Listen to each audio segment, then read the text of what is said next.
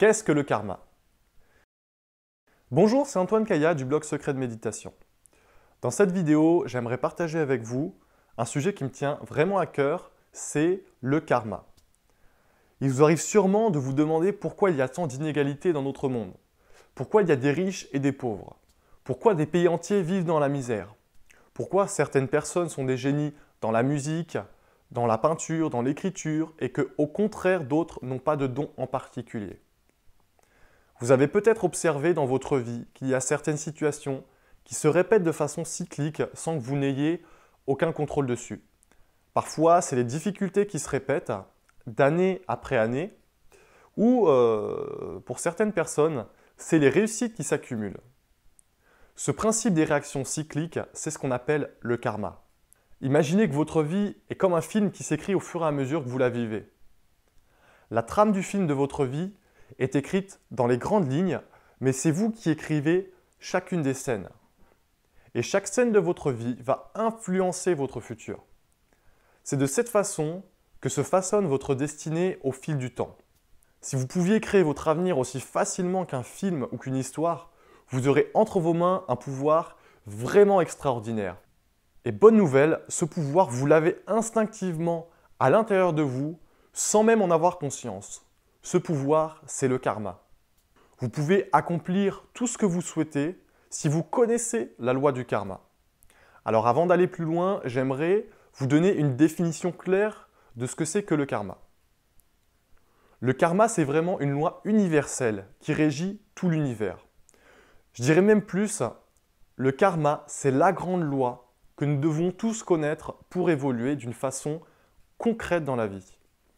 La loi du karma, c'est la même chose que la loi de la réincarnation ou que la loi de cause à effet ou, comme disaient les anciens Grecs, la loi de l'agriculture. Tous ces noms désignent une et même chose qui est le karma, mais on l'appelle différemment selon les peuples, selon les cultures ou même selon nos croyances. Mais c'est vraiment une loi universelle. Donc le karma, c'est que chaque pensée, chaque parole ou chaque acte engendre des conséquences. Par exemple, si on pense sans arrêt à la colère, au bout d'un moment, on devient colérique. On récolte ce que l'on sème. Celui qui sème l'amour récoltera l'amour, et celui qui sème la guerre récoltera la guerre. Les anciens appelaient le karma la loi de l'agriculture. Et c'est vraiment une perfection de l'appeler de cette façon, car tous nos actes, toutes nos paroles, tous nos désirs, toutes nos pensées sont comme des petites graines qui touchent la terre. Et ces graines deviennent à leur tour des arbres qui redonnent des fruits de ce qu'elles sont. Regardez attentivement la nature. Elle nous enseigne la loi du karma à travers les cycles des saisons. Au printemps, toutes les graines qui étaient dans la terre germent et commencent à pousser. Ensuite, en été, elles sont au plus haut et elles font des fleurs, puis des fruits.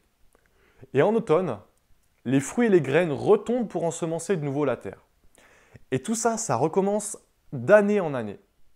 Vous voyez bien que les cycles des saisons, ça explique à la perfection la loi de cause à effet, qu'on appelle le karma. Cette sagesse du karma, vous devez la connaître pour évoluer intérieurement et sortir de la fatalité.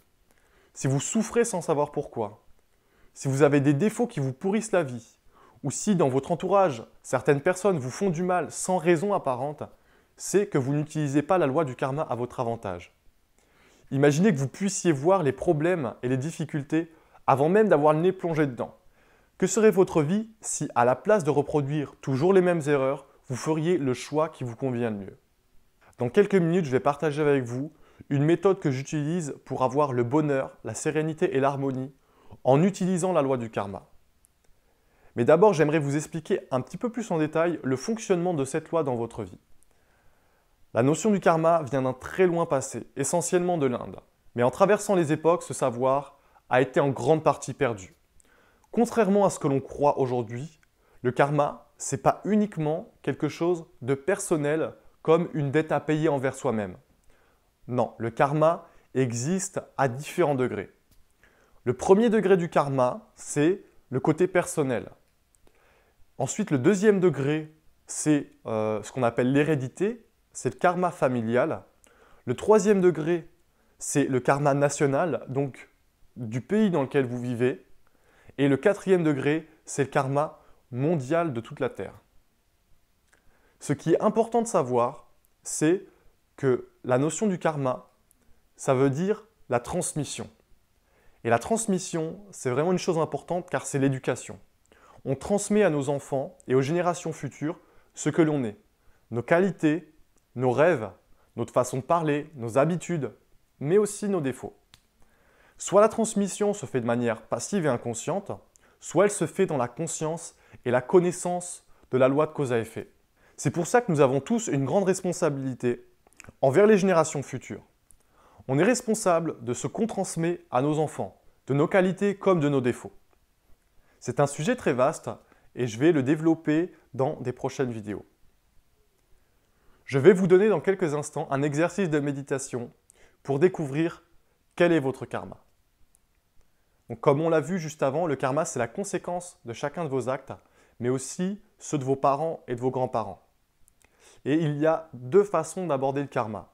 La première, c'est comme une fatalité, c'est-à-dire d'endurer des difficultés sans en tirer une leçon qui va nous permettre d'évoluer. Et la deuxième façon, c'est de prendre conscience qu'il y a une raison à tout ce qu'on vit, même si en apparence c'est négatif.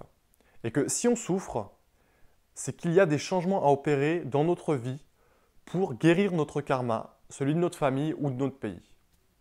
Pour ne pas reproduire sans cesse les mêmes erreurs et souffrir des conséquences qui en suivent, vous allez devoir identifier votre karma. Pour explorer votre karma et ce qui s'y cache, on va utiliser la méditation. Pour faire cet exercice, vous aurez besoin d'une feuille de papier. Sur cette feuille de papier, faites deux colonnes. Une où vous écrirez vos expériences positives, vos joies, vos réussites, vos accomplissements et aussi vos qualités et traits de caractère positifs.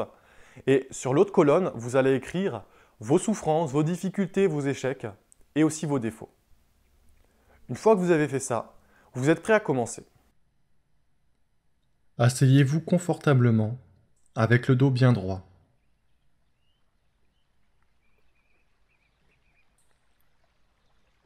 Relaxez votre corps et respirez de plus en plus profondément.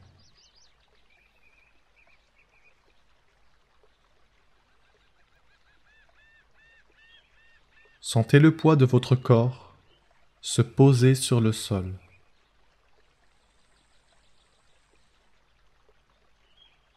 Petit à petit, vous entrez dans le calme.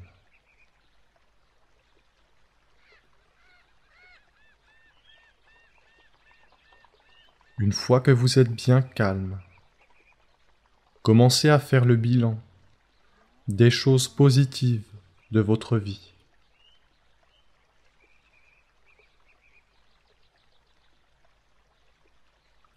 À chaque fois que vous prenez conscience d'une chose, notez-la dans la colonne.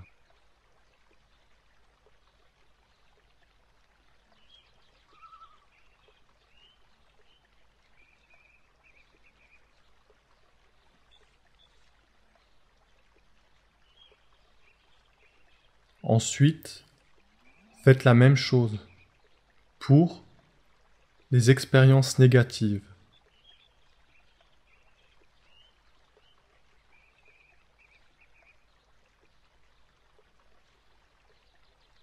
Vous allez avoir du mal à tout cerner du premier coup.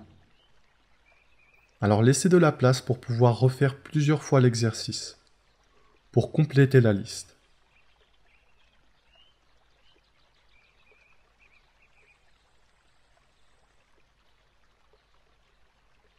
Une fois que vous avez fini cette liste, regardez attentivement chaque point que vous avez noté et essayez de voir si ce trait de caractère est présent uniquement chez vous ou alors s'il est présent chez d'autres personnes de votre famille ou alors s'il est présent chez la majorité des personnes du pays dans lequel vous êtes.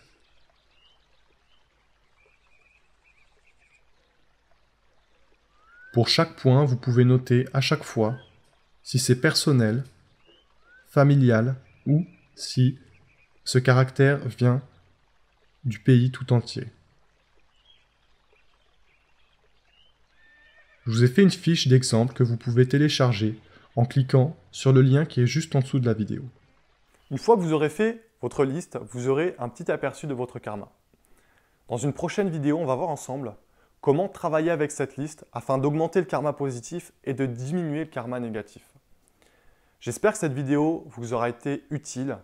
Si oui, vous pouvez vous abonner à ma chaîne YouTube en cliquant sur le lien s'abonner juste en dessous de la vidéo.